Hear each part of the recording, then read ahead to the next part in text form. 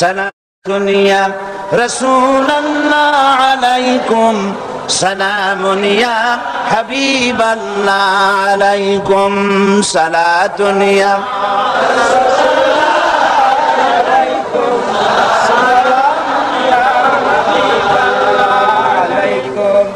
আলহামদুলিল্লাহ আলহামদুলিল্লাহ আল্লাহ পাকের শুকরিয়া আদায় করছি। আল্লাহ পাক আমাদেরকে কোরআন শোনার তৌফিক দান করেছেন, আলহামদুলিল্লাহ। আচ্ছা, আপনারা বলেন তো, জিন, দুষ্ট জিন আর ভূত প্রেতে যদি আসর করে তাহলে কোরআন শরীফের কোন আয়াত পড়তে হয়? জি, ওলামারা বলেন না, আয়াতুল কুরসি। কোনটা পড়তে হয় বলেন, কোনটা? চট্টগ্রাম তাফসীর মাহফিল উপলক্ষেও কিছুটা ভূত প্রেতের আসর হয়েছে। এই ভূত প্রেতের আসর থেকে রক্ষা করার জন্য সকলে আমার সাথে পড়েন যথারীতি। আউযু বিল্লাহি মিনাশ শাইতানির রাজিম, বিসমিল্লাহির রাহমানির রাহিম।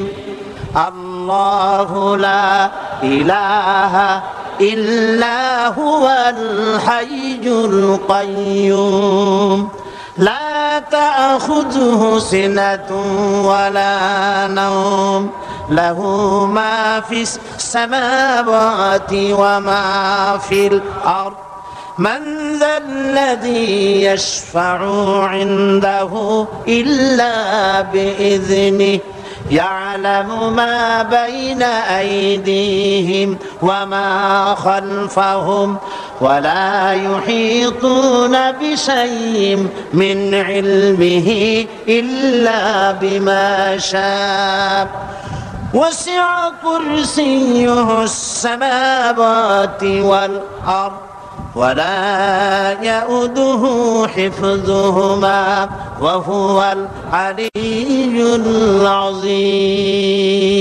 صدق الله العظيم সবাই বলেন সাদাকাল্লাহুল আযীম। আয়াতুল কুরসি, আগে এটার অর্থ করে নেই। আল্লাহু লা ইলাহা ইল্লা হুয়াল হাইয়ুল কাইয়্যুম, আল্লাহ হচ্ছেন তিনি যিনি ছাড়া কোনো ইলাহ নাই, যিনি সার্বভৌমত্বের একমাত্র মালিক। লা তাখুযুহু সিনাতুন ওয়ালা নাওম, যাকে ঘুম এবং তন্দ্রা স্পর্শ করে না।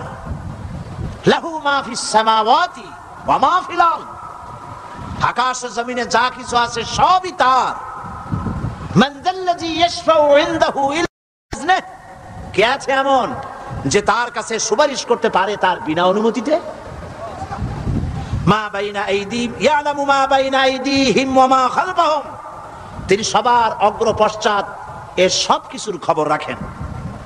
ওয়ালা ইউহিতুনা বিশাইইম মিন ইলমিহি ইল্লা বিমা শাআ, তার জ্ঞাত বিষয়ের কিছুই মানুষ নিজেদের আয়ত্তে আনতে পারে না। অবশ্য আল্লাহ যদি কাউকে কিছু দিতে চান, ওয়াসিআ কুরসিয়্যুহু সামাওয়াতি ওয়াল আরদ, তার একচ্ছত্র ক্ষমতা এবং আকাশ এবং জমিনকে পরিব্যাপ্ত করে রেখেছে। ওয়ালা ইয়াউদুহু হিফযুহুমা ওয়া হুয়াল আলিয়্যুল আযীম, আর আকাশ এবং পৃথিবী রক্ষণাবেক্ষণ করতে গিয়ে আল্লাহ পাক মোটেই ক্লান্তি বোধ করেন না, আর তিনি হচ্ছেন এক মহান শ্রেষ্ঠতম সত্তা। বলি সাদাকাল্লাহুল আযীম। আয়াতুল কুরসি, এই আয়াতটি আয়াতুল কুরসি হিসেবে পরিচিত। কি নামে পরিচিত? আয়াতুল কুরসি। এখানে মহান আল্লাহ পাকের এমন সব পূর্ণাঙ্গ পরিচিতি পেশ করা হয়েছে যার নজির গোটা কোরআন শরীফে নাই। সুবহানাল্লাহ। তাই হাদিস শরীফে এই আয়াতটিকে শ্রেষ্ঠ আয়াত বলা হয়েছে। কোরআন শরীফের কি আয়াত? শ্রেষ্ঠ আয়াত বলা হয়েছে। আমরা প্রত্যেকটি ফরজ নামাজের পরে এই আয়াতে কারিমা পড়ে থাকি, ঠিক কিনা বলে? আল্লাহ বলেছেন প্রত্যেক ফরজ নামাজের উপরে আয়াতুল কুরসি যে ব্যক্তি পাঠ করবে, কিয়ামতের দিন আল্লাহ রাব্বুল আলামিন ওই ব্যক্তির ব্যাপারে সিদ্ধান্ত নেবেন, আল্লাহ তাকে জান্নাত দান করে দিবেন। হতে পারে এবার আপনারা কেউ করতে পারেন, বাস ওয়াজ আর না শুনলে চলবে, আয়াতুল কুরসি পড়বো আর জান্নাতে চলে যাব। না, বিষয়টা এমন নয়। বিষয়টা হচ্ছে আয়াতুল কুরসির মধ্যে এমন কিছু কথা আছে যা বুঝা যদি পড়ে আর আমল করে আল্লাহ পাক কিয়ামতের সিদ্ধান্ত নেবেন, জান্নাত দিয়ে দিবেন। সুবহানাল্লাহ, বলেন সুবহানাল্লাহ।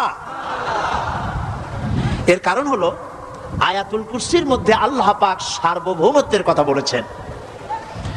আজ আমরা স্লোগান দেই সব সমস্যার সমাধান। ও মাশাআল্লাহ, চট্টগ্রামের সবাই বোধহয় এই পরিচিত স্লোগানটা জানেন না। জবাব তো আপনারা জবাব দিতে পারলেন না কেন? সব সমস্যার সমাধান দেন স্লোগান আপনারাই।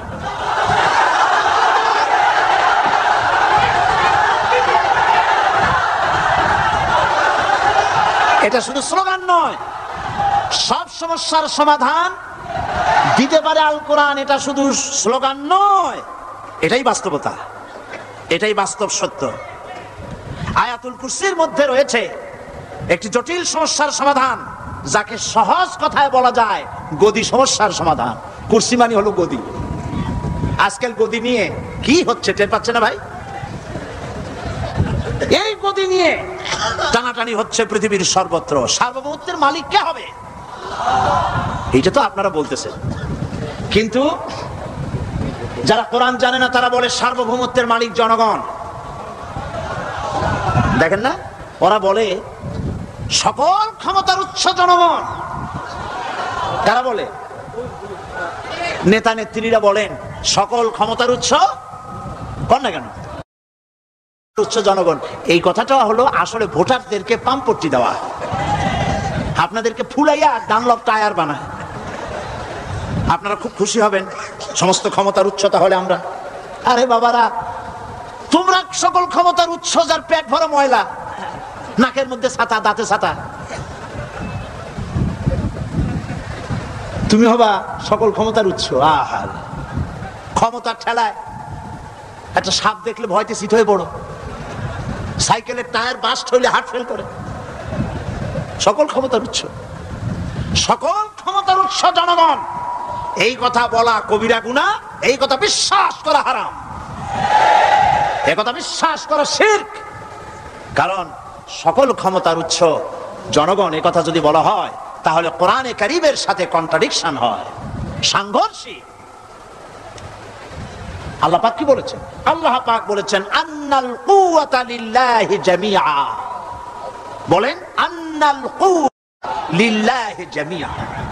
আমার আল্লাহ রাব্বুল আলামিন বলেন, জেনে রাখো নিঃসন্দেহে সকল ক্ষমতার উৎস কেবলমাত্র আল্লাহ রাব্বুল আলামিন। সকল ক্ষমতার উৎস কে?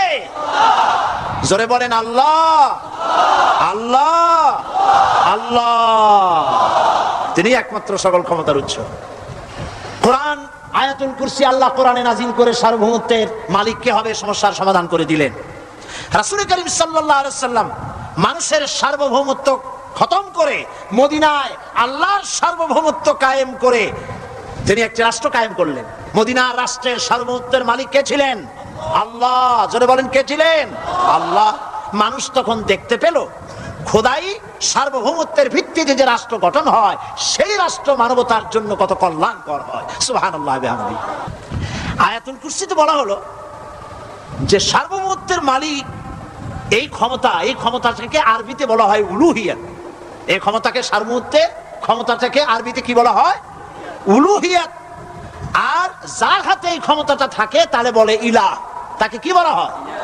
আল্লাহ রাব্বুল আলামিন আয়াতুল কুরসির শুরুতে এই কথাটাই বলে দিলেন, আল্লাহু লা ইলাহা ইল্লা হুয়াল হাইয়ুল কাইয়্যুম। আল্লাহ হচ্ছেন তিনি যিনি ছাড়া কোনো ইলাহা নাই। তার মানে হলো সার্বভৌমত্বের একচ্ছত্র মালিকানা কার হাতে? চিৎকার দিয়ে বলুন, আল্লাহ রাব্বুল আলামিনের হাতে। সার্বভৌমত্বের এই ক্ষমতা হস্তান্তরযোগ্য নয়। আর সার্বভৌমত্বের মালিক যিনি হবেন তার শুরু থাকবে না, শেষও থাকবে না। এই কোয়ালিটি কার মধ্যে আছে? আল্লাহ পাকের মধ্যে। আল্লাহ পাক বললেন তিনি হচ্ছেন আল হাই আল কাইয়্যুম। তিনি হাইয়্যু, তিনি কাইয়্যুম। তিনি শাশ্বত, তিনি জাগ্রত, তিনি চিরস্থায়ী, যার শুরুও নাই, যার শেষও নাই। সুবহানাল্লাহি ওয়া বিহামদিহি। এই সার্বভৌমত্বের মালিকানা নিয়ে যারা বসে আছে, যে কোনো মুহূর্তে তার হাত থেকে ক্ষমতা ছিনতাই হয়ে যেতে পারে, পারে কিনা? আর ঘুমায় থাকলে, সার্বভৌমত্বের মালিক দাবি করে যদি ঘুমায় থাকে, ততক্ষণ ভারপ্রাপ্ত বানাবে কারে? এই জন্য সার্বভৌমত্বের মালিক হচ্ছেন আল্লাহ পাক, যাকে ঘুম এবং তন্দ্রা স্পর্শ করে না। সার্বভৌমত্বের মালিকের কোয়ালিটি আল্লাহ পাক বলছেন, লা তাখুযুহু সিনাতুন ওয়ালা নাওম। পড়েন সবাই, লা তাখুযুহু সিনাতুন ওয়ালা নাওম। তার ঘুমও নাই, তন্দ্রাও নাই। হযরত মূসা আলাইহিস সালাম আল্লাহ পাকের কাছে একবার প্রশ্ন তুলেছেন, আল্লাহ পাক তুমি নাকি? আল্লাহ বলেন, তুমি বিশ্বাস করো না? মূসা আলাইহিস সালাম বলছেন, অবশ্যই বিশ্বাস করি। আল্লাহ পাক বললেন, বিশ্বাস যদি করো তাহলে বুঝানো যাবে। হযরত ইব্রাহিম আলাইহিস সালাম বলেছিলেন আল্লাহ পাকের কাছে, কাইফা রব্বি আরিনি কাইফা তুহিল মাউতা, হে রব তুমি আমারে দেখাও কেমনে তুমি মৃত্যুকে জিন্দাকে মৃত্যু করো, মৃত্যুকে জিন্দা করো, একটু দেখাও আমারে। আল্লাহ পাক বললেন, আওয়ালাম তুমিন, বিশ্বাস করো না? ইব্রাহিম আলাইহিস সালাম সঙ্গে সঙ্গে বললেন, বালা। নাম বললেন না, বালা মানেও হ্যাঁ, নাম মানেও হ্যাঁ, কিন্তু একটু বেশ কম আছে। তিনি নাম না বলে বালা বললেন। নামের অর্থ হলো হ্যাঁ, আর না বালার অর্থ হচ্ছে কেন নয়, অবশ্যই বিশ্বাস করি। ওয়ালাকিন লিয়াতমাইন্না কলবি, তবে আল্লাহ তুমি যদি চোখে দেখাও একটু, তাহলে এগুলি একটুখানি লিয়াতমাইন্না কলবি, আমার অন্তরাত্মা প্রশান্তি লাভ করবে যদি চোখে দেখতে পারি। আল্লাহ বলেন, তাহলে তোমারে দেখাবো। আল্লাহ দেখাইলেন। মূসা আলাইহিস সালাম যখন বললেন যে আল্লাহ পাক আর মৃত্যুকে চিন্তা করো কেমনে, তুমি ঘুমায় থাকো, না ঘুমায় পারো কেমনে, তোমার নাকি ঘুম নাই, তন্দ্রা নাই? আল্লাহ পাক বলেন, বিশ্বাস করো না? বলে আমি বিশ্বাস করি। তো ঠিক আছে, তাহলে তোমার দেখাই। বললেন, এক গ্লাস পানি নিয়ে আসো। এক গ্লাস পানি নিয়ে এসে দাঁড়িয়ে থাকো। আল্লাহ পাক মূসা আলাইহিস সালামকে বললেন, এক গ্লাস পানি নিয়ে দাঁড়াও। আর ঘুমকে আল্লাহ পাক বললেন, মূসারে ধরো। মূসা আলাইহিস সালাম নিদ্রাচ্ছন্ন হলেন, তন্দ্রা এসে গেল, হাত শিথিল হয়ে হাতের থেকে পানি ভর্তি গ্লাস পড়ে ভেঙে চুরমার হয়ে গেল। মূসা আলাইহিস সালাম ভয় পেয়ে গেলেন। আল্লাহ রাব্বুল আলামিন বলেন, ভয় পাওয়ার কোনো কারণ নাই, তোমার প্রশ্নের জবাব আমি এভাবেই দিলাম। এক গ্লাস পানি নিয়ে কয়েক মিনিট দাঁড়াইতে পারো নাই, ঘুমের সঙ্গে সঙ্গে গ্লাস পড়ে ভেঙে গেল। তামাম আকাশ আর জমিন, গোটা সৃষ্টি জগৎ তোমার আল্লাহ পাকের হাতের মুঠার মধ্যে রয়েছে।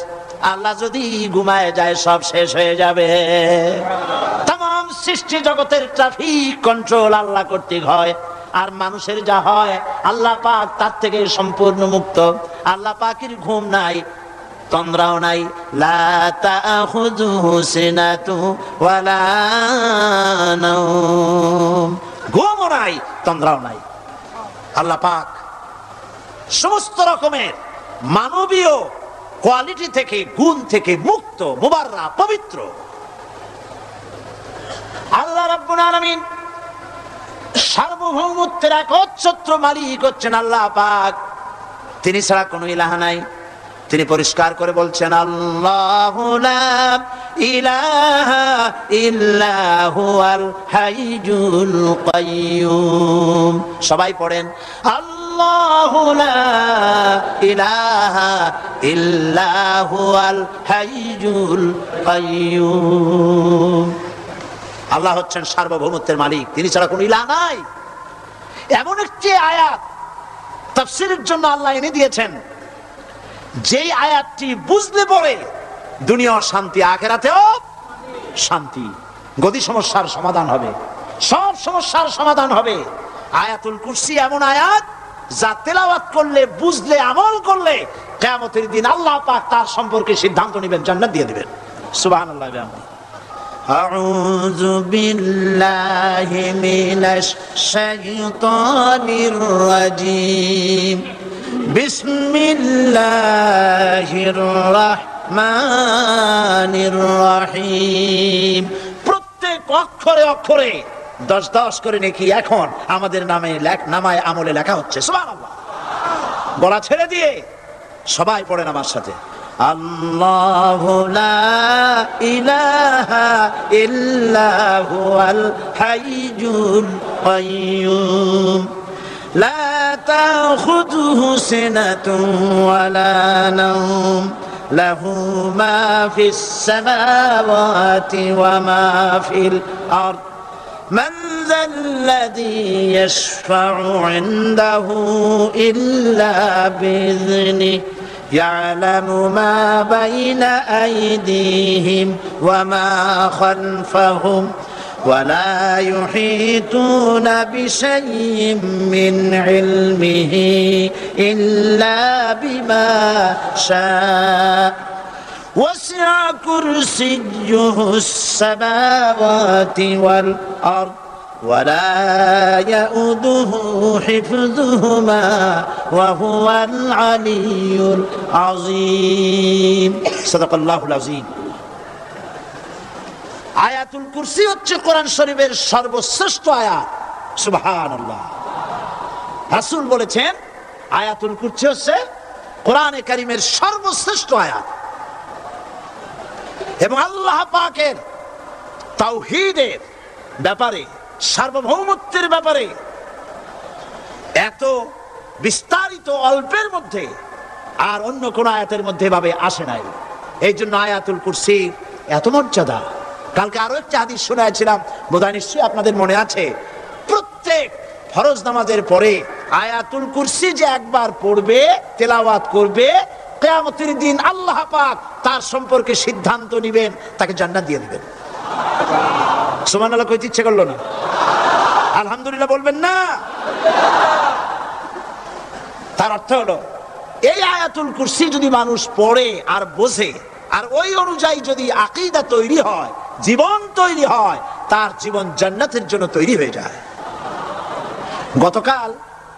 গতকাল আল্লাহ পাকের সার্বভৌমত্বের কথা আমরা আলোচনা করেছিলাম আলোচনা করব আল্লাহ পাকের পরিচয়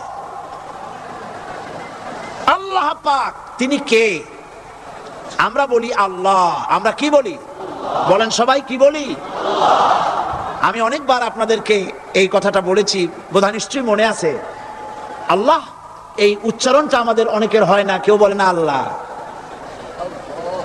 আল্লাহ পাকের উচ্চারণটা হচ্ছে আল্লাহ পাকের নামকরণ হচ্ছে আল্লাহ মুখটা একটু গোল হয়ে যাবে বলেন আল্লাহ আল্লাহ সুবহানাল্লাহ পৃথিবীতে বিভিন্ন জাতি তার স্রষ্টাকে তারা যাকে স্রষ্টা মনে করে বিভিন্ন নামে ডাকে কেউ বলে ভগবান কেউ বলে ঈশ্বর কেউ বলে পরমেশ্বর কেউ বলে বিধাতা কেউ বলে গড বিভিন্ন নামে লোকেরা এভাবে ডাকে তো ভগবান বললে তার প্রতিশব্দে স্ত্রীলিঙ্গে কি আসে বলেন ভগবতী ঈশ্বর বললে স্ত্রীলিঙ্গে কি আসে ঈশ্বরী বিধাতা বললে তার স্ত্রীলিঙ্গে কি আসে বিধাত্রী গড এটার স্ত্রীলিঙ্গে আসলে কি হবে তো প্রত্যেকটি তারা যে ভাষায় আল্লাহকে ডাকে প্রত্যেকটি ভাষায় স্ত্রীলিঙ্গে একটি প্রতিশব্দ আসে আল্লাহ এর স্ত্রীলিঙ্গে এর প্রতিশব্দে আরেকটি শব্দ কি গোটা বিশ্ব খুঁজে পাওয়া যাবে জোরে বলেন যাবে যাবে না এবং অন্যান্য নামগুলি সন্ধি বিচ্ছেদ করলে অর্থই হবে না গড এটাকে যদি উল্টায়া বলা হয় তাহলে কি হয়ে যাবে এবার দেখুন আল্লাহ এই নাম আল্লাহর পরিচয় কি যদি বলা হয় যে আল্লাহর পরিচয় কি শুধু আল্লাহ দিয়ে আল্লাহকে চেনা যাবে আল্লাহকে চেনা যাবে আল্লাহ রাব্বুল আলামিন বলছেন আল্লাহু লা ইলাহা ইল্লা হুয়াল হাইয়ুল কাইয়্যুম আল্লাহ হচ্ছেন তিনি যিনি ছাড়া কোনো ইলাহ নাই মাবুদ নাই উপাস্য নাই সুবহানাল্লাহ এখন আল্লাহর যদি প্রথম একটা অক্ষর আলিফ ছেড়ে দেওয়া হয় তাহলে থাকবে কি লিল্লাহ এই লিল্লাহ দিয়েও কেউ যদি আল্লাহর পরিচয় পেতে চায় তাহলে পেয়ে যাবে আল্লাহ রাব্বুল আলামিন কোরআনে কারীমের ভিতরে শুধু লিল্লাহ দিয়াও আল্লাহকে চেনার ব্যবস্থা করেছেন। লিল্লাহি মা ফিস সামাওয়াতি ওয়া মা ফিল আরদ, আকাশ এবং জমিনের সার্বভৌমত্বের একচ্ছত্র মালিকানা কার? আল্লাহ পাকের। এখন লিল্লাহ থেকে একটা লাম ছেড়ে দেন, কি থাকবে? লাহু। এই লাহু দিয়েও আল্লাহর পরিচয় পাওয়া যাবে, যাবে না? কোরআন বলছে লাহু মাকালিদুস সামাওয়াতি ওয়াল আরদি ইউবসিতুর রিজকা লিমান ইয়াশা। আকাশ এবং জমিনের রিজকের চাবিকাঠি আল্লাহ পাকের কাছে, যারে খুশি তিনি পর্যাপ্ত রিজক তিনি দান করেন। সুবহানাল্লাহ। এবার লাহুর লাম ছেড়ে দেন, থাকবে কি? একটা অক্ষর। এই একটি অক্ষর দিয়ে আল্লাহ পাকের চেনা যাবে। ইন্নাহু হুয়াল গফুরুর রহিম, তিনি হচ্ছেন মহা ক্ষমাশীল, দয়াবান। আল্লাহর পরিচয় আল্লাহকে দিয়েই জানা যায়। আল্লাহর পরিচয় হচ্ছে তিনি এই আকাশ সৃষ্টি করেছেন, এই জমিন সৃষ্টি করেছেন, মানব গোষ্ঠীকে সৃষ্টি করেছেন। আকাশের স্রষ্টাকে, জমিনের স্রষ্টাকে, মানুষের স্রষ্টাকে আল্লাহ পাক। দেখুন, আল্লাহ পাক আকাশের স্রষ্টা, জমিনের স্রষ্টা, মানুষের স্রষ্টা, এই কথাকে ভুলিয়ে দেওয়ার জন্য, এই কথাটিকে ভুলিয়ে দেওয়ার জন্য আল্লাহকে অস্বীকার করছে এক শ্রেণীর লোকেরা।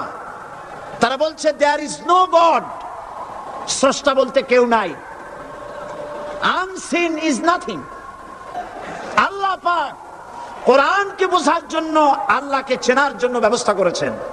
ওরা বলছে কি আনসিন ইজ নাথিং, যা দেখা যায় না সেটা কিছুই না, সেটা বিশ্বাস করি না। তো আল্লাহর যখন রং নাই, গন্ধ নাই, তাকে বিশ্বাস করি কেমনে? বলে নাউজুবিল্লাহি মিন যালিক। আরে ভাই, তোমরা তো এমন বহু জিনিস আছে যা না দেখে বিশ্বাস করো। আপনারা কি বাতাস দেখেছেন? বিশ্বাস করেন কিনা? বিশ্বাস করেন কিনা? আপনারা কি ইথার দেখেছেন? বিশ্বাস করেন কিনা? ফুলের গন্ধ দেখেছেন কিন্তু বিশ্বাস করেন কিনা? মাধ্যাকর্ষণ শক্তি, ল অফ গ্রাভিটেশন আপনারা চোখে দেখেছেন? বিশ্বাস করেন কিনা? অনেক জিনিস এমন আছে যা আমরা চোখে দেখি না কিন্তু বিশ্বাস করি। হযরত ইমাম আবু হানিফা রাহমাতুল্লাহ আলাইহির সাথে এক নাস্তিকের বহস হবে। স্থান এবং তারিখ নির্ধারণ করা হলো। ইমাম সাহেব দেরি করে আসলেন। নাস্তিক বলছে, আমি আপনার সঙ্গে কোনো বিতর্কে যেতে চাই না, কারণ আপনি ওয়াদা রক্ষা করতে পারেন নাই, নির্ধারিত সময় অন্তত 3 ঘন্টা পরে এসেছেন। তিনি বললেন, আমি কেন দেরি করলাম সেটা তো তুমি জিজ্ঞেস করবে। আচ্ছা বলেন কেন দেরি করেছেন? তিনি বললেন, দেখো এই জায়গায় আসার পথে একটা নদী বেঁধেছিল, কি করে? আমার কাছে পারাপারের কোনো বন্দোবস্ত ছিল না। এক পর্যায়ে হতাশ হয়ে গেলাম, আমার বোধহয় যাওয়াই হবে না। শেষ পর্যন্ত আমি দেখতে পেলাম হঠাৎ করে আমার পাশে একটা ফলের বীজ পড়লো, তা দিয়ে একটা গাছ অঙ্কুরিত হলো। দেখ কিনা দেখ, গাছটা একটা ময়ূর হয়ে পরিণত হয়ে গেল। কই থেকে একটা করাতে সে গাছটা কেটে ফেলে দিল। ফটাফট কতগুলি তক্তা বেরিয়ে আসলো, কোথার থেকে একটা হাতুড়ি আর কতগুলি লোহা এসে ঠাস ঠাস করে বাড়ি লেগে একটা কিস্তি তৈরি হয়ে গেল। কিস্তিটার ধাবায় পড়লো নদীতে, আমি লাফ দিয়ে উঠলাম, তাই দেরি হলো। নাস্তিক বলছে, আপনার সাথে আমি জানছিলাম যে আপনি অত্যন্ত বুদ্ধিমান মানুষ, কিন্তু যে ঘটনা শুনাইলেন আপনার স্ক্রু একটাও টাইট আছে বলে মনে হয় না, আপনার সাথে আর কোনো বহস নয়। তিনি বললেন, কেন? কই বহস না, আপনি বলছেন যে এইরকম একটা গাছ চারা হয়ে গেল, সাথে সাথে বিনা মিস্ত্রিতে গাছটা কাটলো, তারপর এটা দিয়ে তক্তা হলো, লোহা আসলো, হাতুড়ি হইলো, বিনা মিস্ত্রিতে কিস্তি তৈরি হয়ে গেল, নৌকা এটা পড়লো নদীতে, আর বিনা মাঝিতে আপনি পার হয়ে আসলেন। এটা কি আদৌ সম্ভব?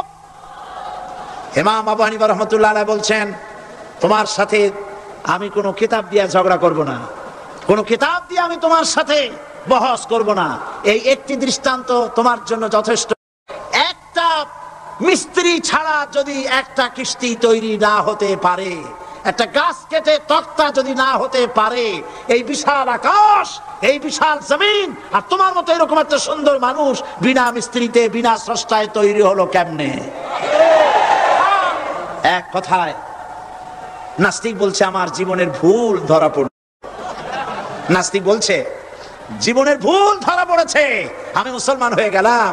লা ইলাহা ইল্লাল্লাহু মুহাম্মাদুর রাসূলুল্লাহ।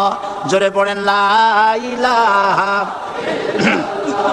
লা ইলাহা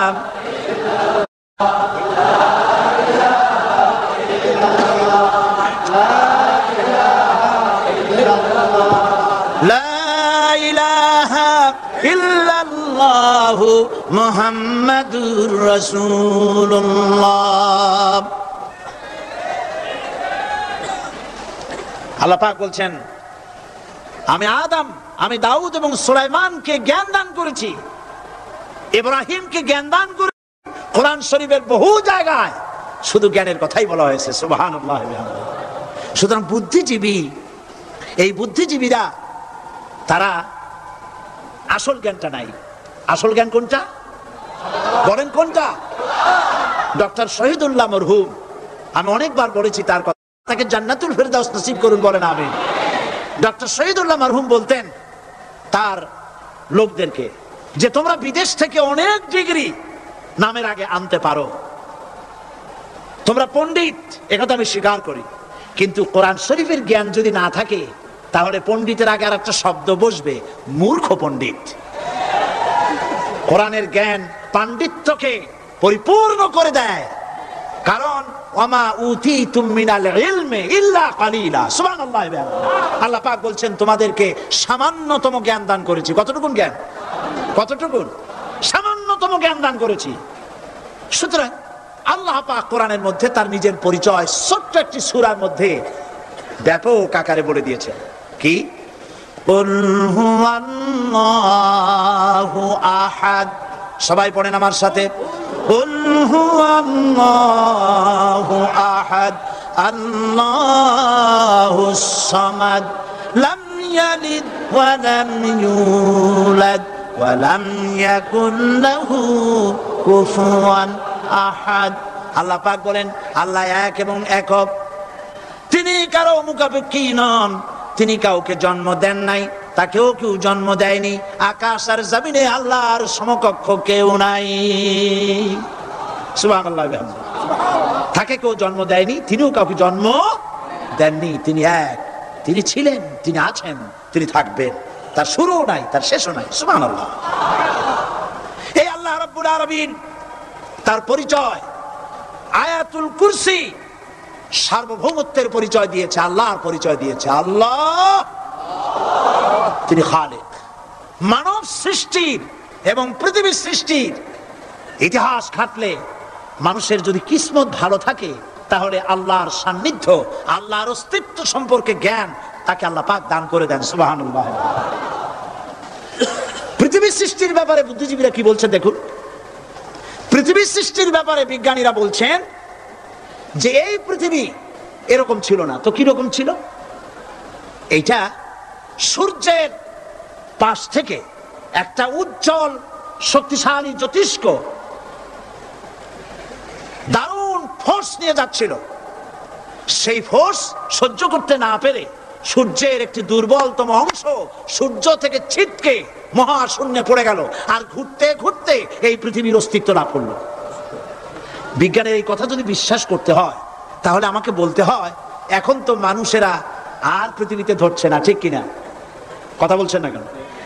মানুষ পৃথিবীতে এখন ধরতেছে, বিভিন্ন দেশ খালি বলতেছে মানুষ কমাও, সন্তান কমাও, বিভিন্ন পদ্ধতি গ্রহণ করো, আর মানুষ বাড়ায়ও না। আল্লাহ পাক বলছে আল্লাহু লা ইলাহা ইল্লা হুয়াল হাইয়ুল কাইয়্যুম। আল্লাহ হচ্ছেন তিনি যিনি ছাড়া কোনো ইলাহ নাই। লা ইলাহা ইল্লাহু, তিনি ছাড়া কোনো ইলাহ নাই, সার্বভৌমত্বের মালিক কেউ নাই।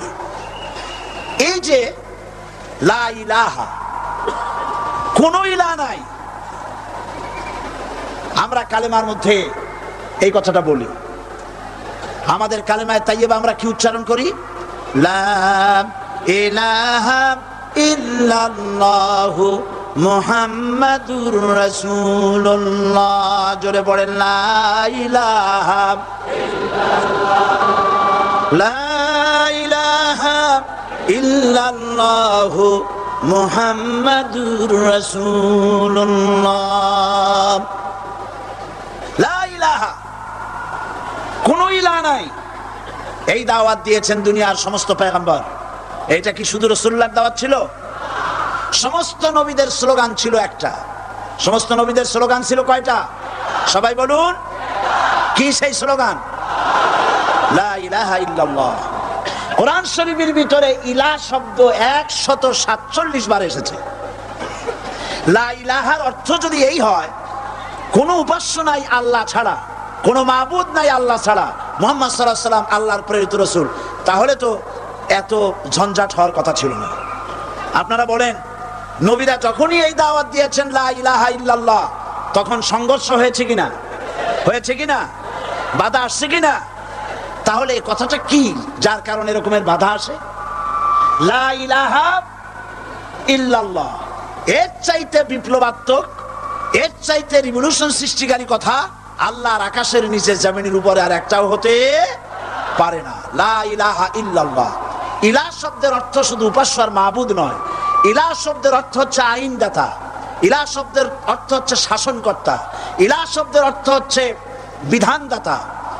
তো লা ইলাহা যখন একটি লোক ঘোষণা করে, তার অর্থ দাঁড়ায় কোনো আইনদাতা নাই, বিধানদাতা নাই, শাসনকর্তা নাই, কারো আইন মানি না, বিধান মানি না, শাসন মানি না, আল্লাহ ছাড়া। কে ছাড়া? আল্লাহ ছাড়া। এই কালেমার দাওয়াত যখন পয়গম্বররা দিয়েছেন, তখন 3 শ্রেণীর লোকেরা বাধা দিয়েছে। বলেন কয় শ্রেণী? সবাই বলেন। 3 শ্রেণীর লোকেরা বাধা দিয়েছে। লক্ষ্য করুন। 1 নম্বরে বাধা দিয়েছে রাষ্ট্র শক্তি।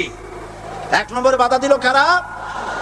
2 নম্বরে বাধা দিয়েছে ধনাঢ্য ব্যক্তিবর্গ।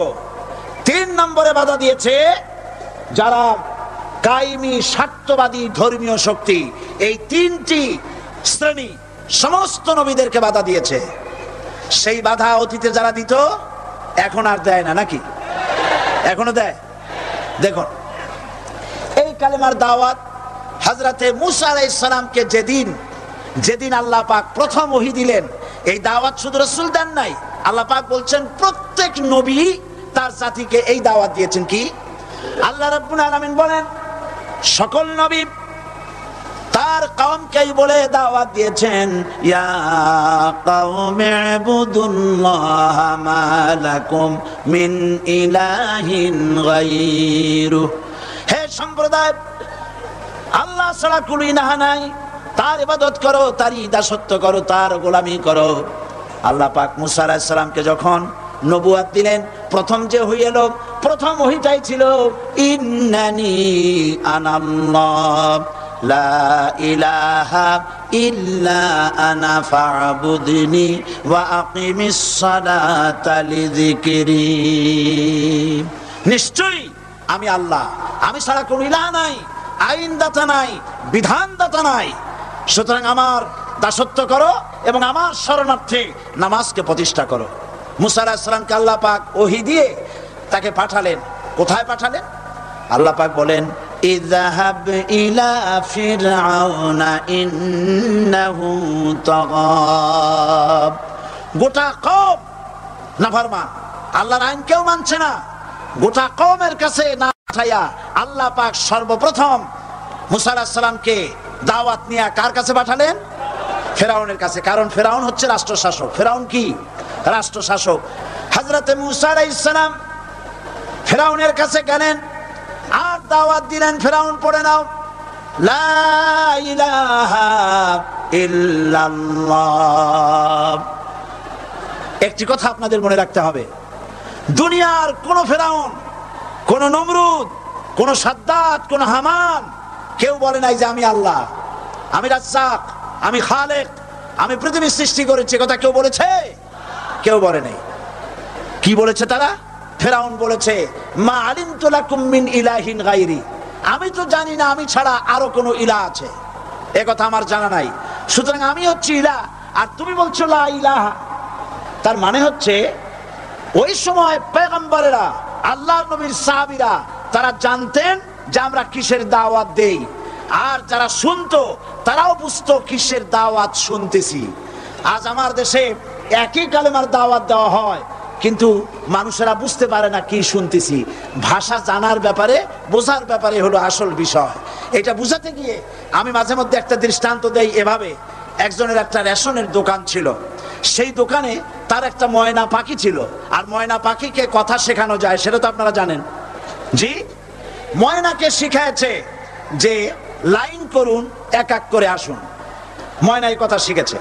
সকালবেলায় যখন রেশনের দোকানে ভিড় পড়ে গেছে, তখন ওই পাখি খাঁচার মধ্যে বসে বলছে লাইন করুন, এক এক করে আসুন।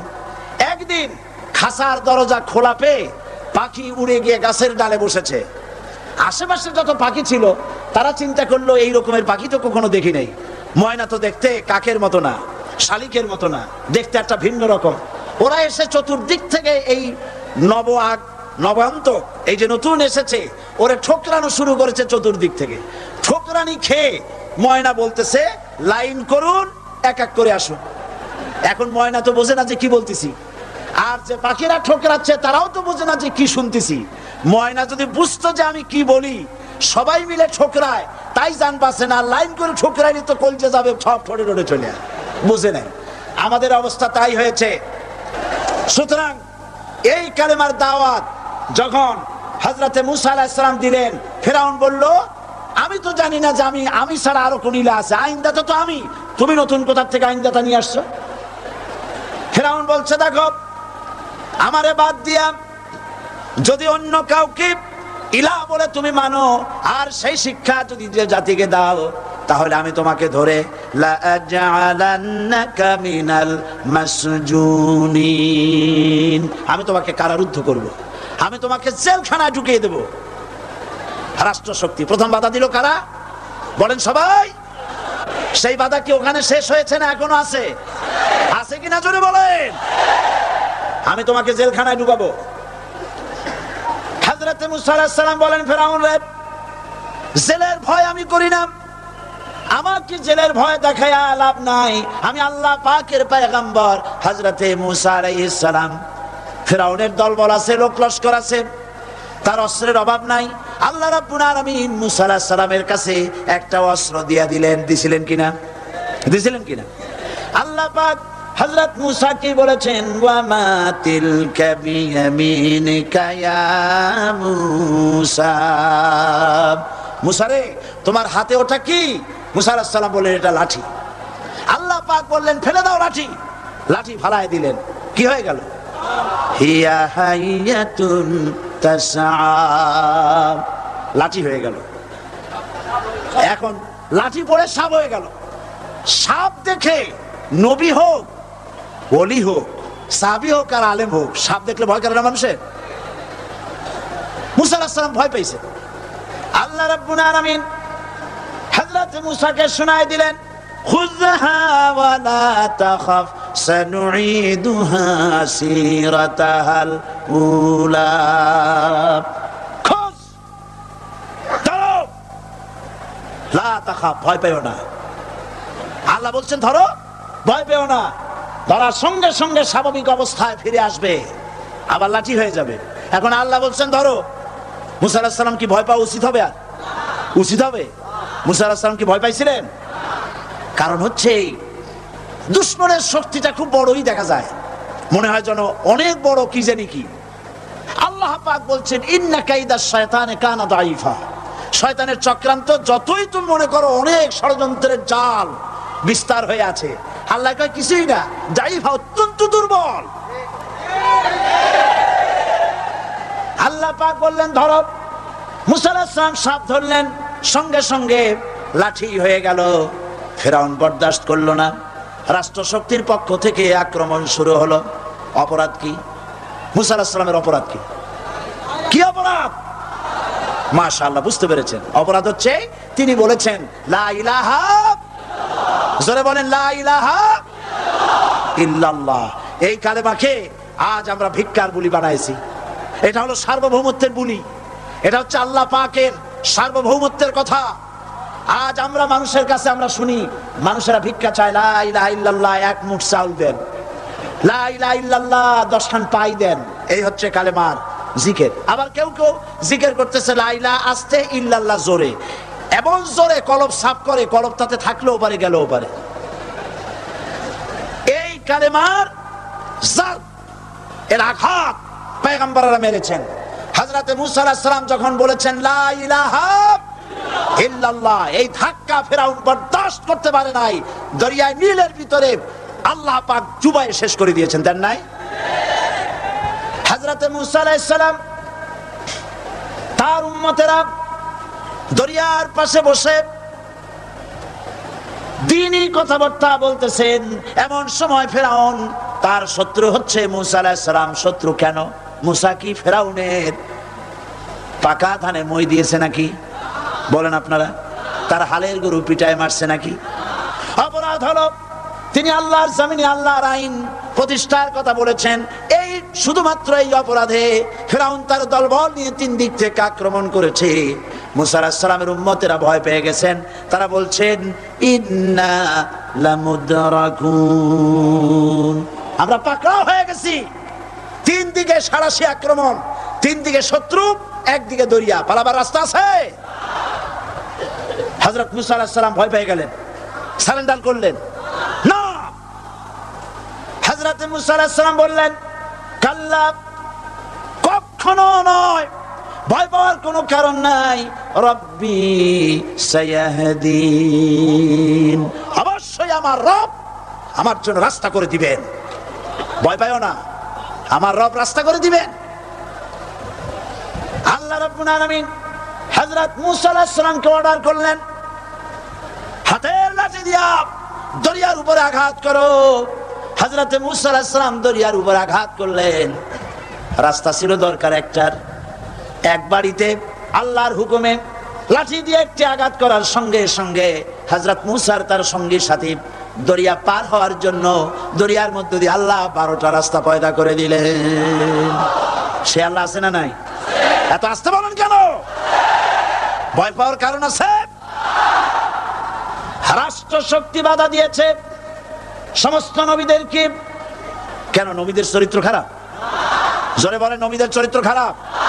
নবীদের চাইতে মাসুম বেগুনাহ উন্নত চরিত্রের মানুষ আল্লাহর আকাশের নিচে জমিনের উপরে আর হয় নাই। তোমরা যে সামনে তাদের পিছনে দৌড়াও, অমুকের সৈনিক, নেতা নেতা করে মরো, এই সব নেতা যাদের পিছনে দৌড়াও, এই নেতাগুলি, আমি জিজ্ঞেস করি আপনাদেরকে, এই নেতাগুলি জীবনে একবারও জেনা করে নাই? এ ব্যাপারে অনুসারীরা আপনারা কি নিশ্চিত?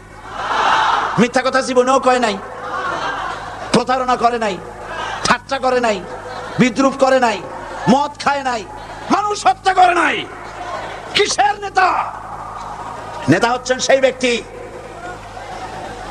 যিনি বলেছেন, ও আমার স্ত্রীরা, ও আমার সাহাবীরা, রাতের আধারে আমার মধ্যে যা আচরণ দেখতে পাও, দিনের আলোতে আমার মধ্যে যা দেখতে পাও, সবগুলি খুলে খুলে মানুষের কাছে বলে দাও। তার নাম বিশ্বনবী মুহাম্মদ রাসূলুল্লাহ সাল্লাল্লাহু আলাইহি ওয়াসাল্লাম।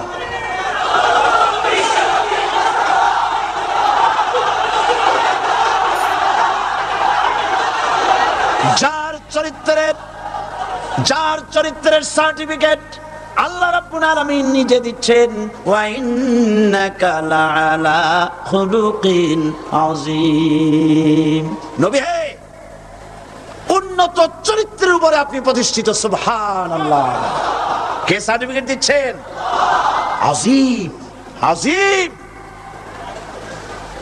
আরবিতে চওড়াকে বলা হয় আরিদ, গভীরতাকে বলা হয় আমিক। কত প্রশস্ত, যা মাপার কোনো ফিতা নাই, কত গভীর, যা মাপার কোনো যন্ত্র নাই, এইটাকে আরবিতে বলা হয় আজিম। সুবহানাল্লাহ বলতে ইচ্ছে করে না? ও নবী, তোমার চরিত্র এমন যা মাপার মতো যন্ত্র পৃথিবীতে নাই। লা ইলাহা ইল্লাল্লাহ। পড়েন সবাই লা ইলাহা ইল্লাল্লাহ। আপনিও যদি নবীদের মতো সাহাবীদের মতো বুঝা এই কলেমার দাওয়াত দেন, বাধা আসবেই। বোঝাবুঝির ব্যাপার, বুঝতেই সারলো। কত মাহফিল হয় বাংলাদেশে, হয় না? কোনো বাধা নাই, ঠিক কিনা? কত পূজা হয়, পার্বণ হয়, গান হয়, থিয়েটার হয়, গুণাগার বিবির গান হয়, কত কিছু হয়। কোনো বাধা আছে? তাফসীরের মাহফিলে বাধা। কারণ ওরা বুঝতে পেরেছে এ তাফসীরের মাহফিলে গাজীর গীত হয় না, এ তাফসীরের মাহফিলে আল্লাহর সার্বভৌমত্ব কায়েমের আন্দোলন চলে।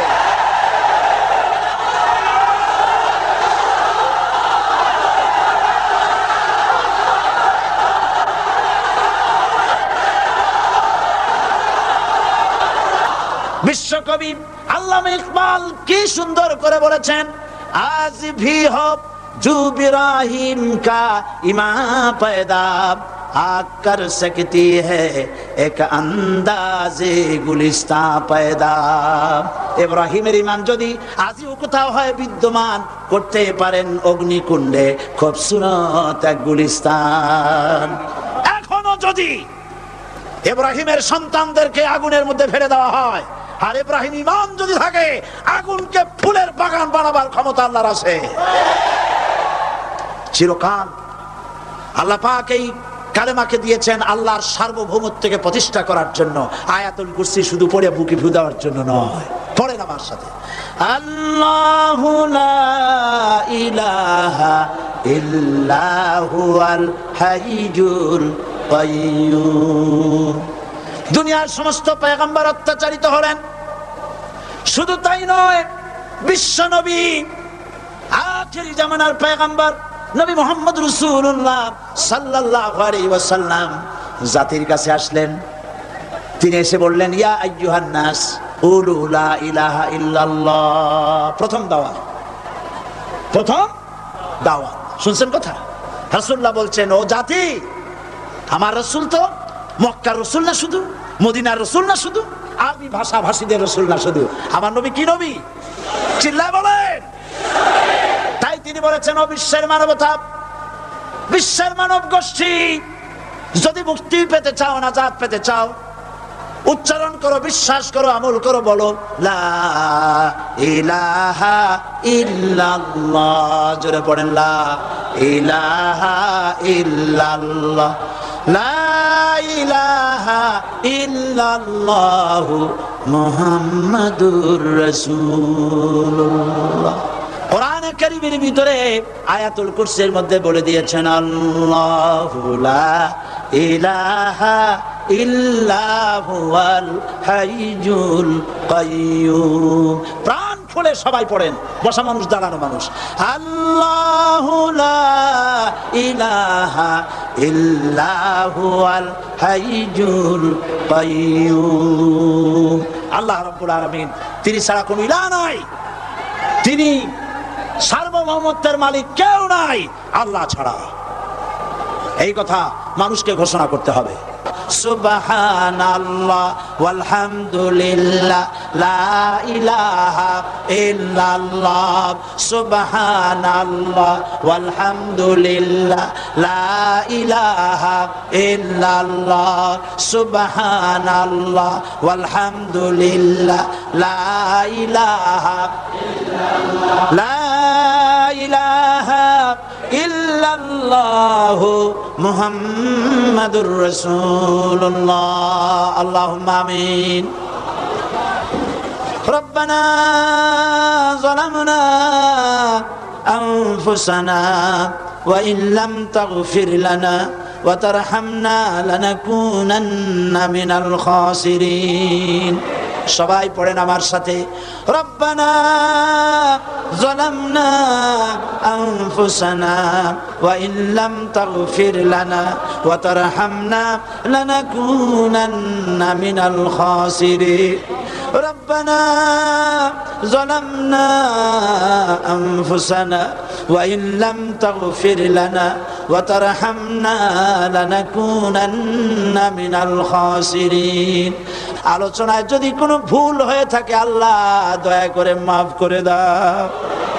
রব্বুল আলামিন আমাদের দোয়া দুরুদি জিকির আজগারে আমাদের আলোচনায় তুমি যে খুশি হয়েছো যতটুকুন তার সবটুকুন বিশ্বনবী মুহাম্মাদুর রাসূলুল্লাহ সাল্লাল্লাহু আলাইহি ওয়াসাল্লামের রূহ মুবারকে পৌঁছায়া দাও।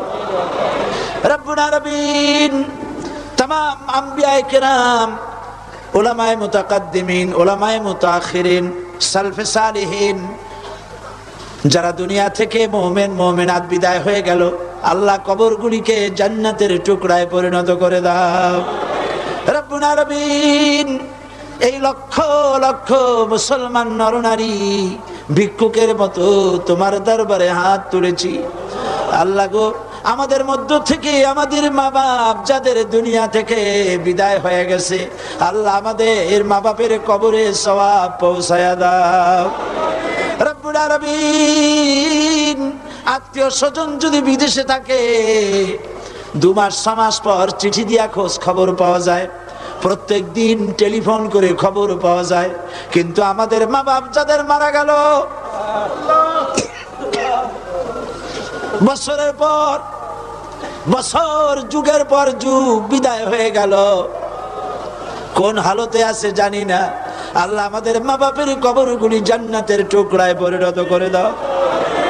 রব্বুল আলামিন আমাদের আব্বা কত মহব্বত করতেন, কত কষ্ট করেছেন। আল্লাহ তাআলা আমাদেরকে লেখাপড়া শেখাবার জন্য কত কষ্ট করেছেন, মানুষ বানাবার জন্য কত কষ্ট করেছেন। আমাদের জন্য ঘর বাড়ি বানায়া জায়গা জমি কিনে রেখে সবগুলি থুয়ে খালি হাতে চলে গেছে বাবা।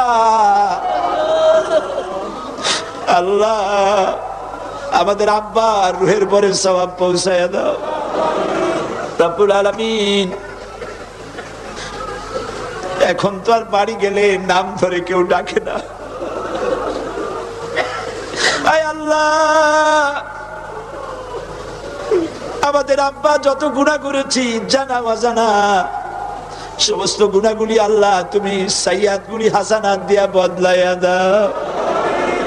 রব্বুল আলামিন আমাদের জনম দুঃখিনী মা, আয় আল্লাহ মা যা যে হারাইছে সেই বোঝে কি নিয়ামত তার চলে গেছে। আল্লাহ আমাদের মা যার বিদায় হয়ে গেছে, মায়ের কবরটাকে জান্নাতের টুকরায় পরিণত করে দাও। রব্বুল আলামিন মায়ের পেটের ভিতরে বসে 10টা মাস ধরে মায়ের কষ্ট দিছি, তিনি ডেলিভারিতে কষ্ট করেছেন, 2-2.5 বছর বুকের দুধ খেয়ে কষ্ট দিয়েছি, পেশাব পায়খানা করে মায়ের কাপড় চোপড় নষ্ট করে দিয়েছি। মা বিরক্ত হন নাই, থাপ্পড় মারেন নাই, আছাড় দিয়া ফালায় দেন নাই। আল্লাহ মা যাদের মারা গেল মাবুদ মায়ের কবরটাকে জান্নাতের টুকরা বানায়া দাও। রব্বির হামহুমা কামা রব্বায়ানি সগীরা। আমার ভাইয়েরা, আমার মা বোনেরা করুণ ভাবে আল্লাহরে বলেন রব্বির হামহুমা কামা রব্বায়ানি সগীরা, রব্বির হামহুমা কামা রব্বায়ানি সগীরা। রব্বানা তাকাব্বাল মিন্না ইন্নাকা আনতাস সামিউল আলিম ওয়া তুব আলাইনা ইন্নাকা আনতাত তাওয়াবুর রহিম।